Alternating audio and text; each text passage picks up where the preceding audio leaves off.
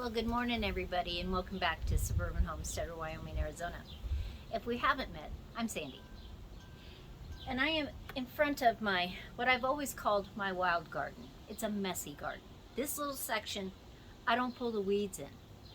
And it has perennials that come up each year. It has horseradish, it has chives, French tarragon.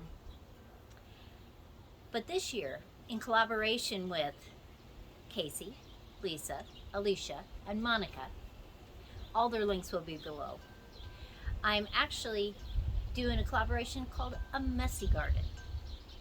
And we're going to compare vegetables that we grow in our messy garden to the yields that we get in a regular pulled weed garden. And so come along with us this summer and we'll show you how we do in our messy garden.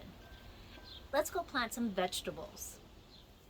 This section of my garden has always been the wild garden, and I don't pull the weeds in it. It has things like horseradish. It has a couple French tarragons. It has an apple tree. It has a plum tree. It has chives. A few different flowers, some strawberries that have planted themselves in there.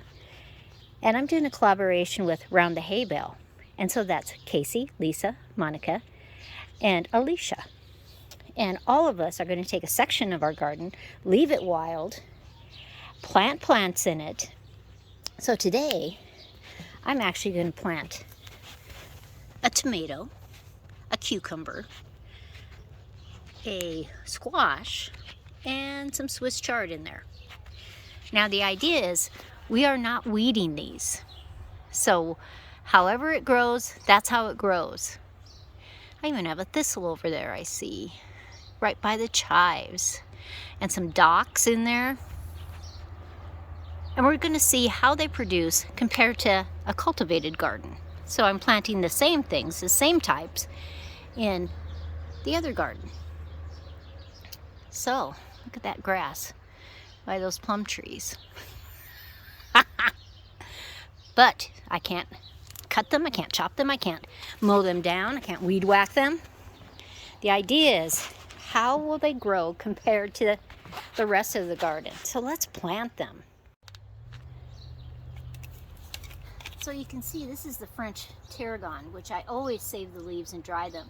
I just love cooking with it. And they're right next to some irises. I don't know if you can see that in the camera. But there's logs along here. And these were from a tree I have been letting them biodegrade this spring early. The mushrooms were huge. But let's see what we can do. So I'm just chopping through some grass. I'm going to plant that cucumber. Now I'm hoping the cucumber will go over top of the PVC pipes in this raised bed that's right next to it. Let's do our tomato next.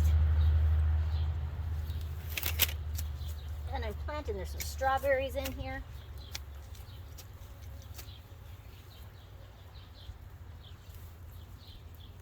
So it's in between the two tarragons.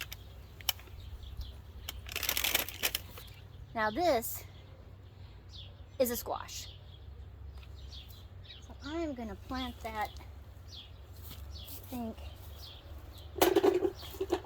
right down here. And if it wants to cascade on the retaining wall, that's okay.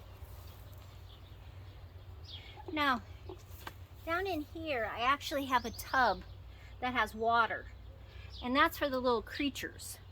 So I just keep filling that up through the summer, or the rain does it. Tarragon, or Swiss chard.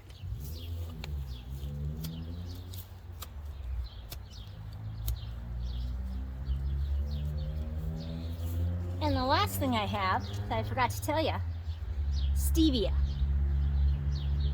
And I think I want to plant that right down there.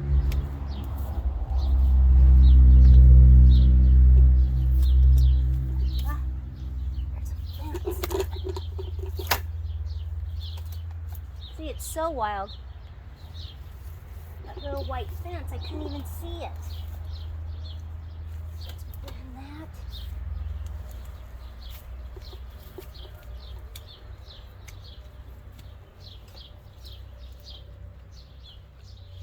Now, if you live in a place that's really moist, a lot of humidity, you can leave these on.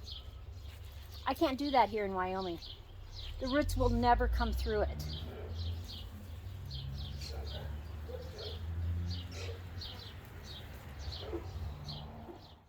So here's the Swiss chard, and I'm just going to put some compost soil around there.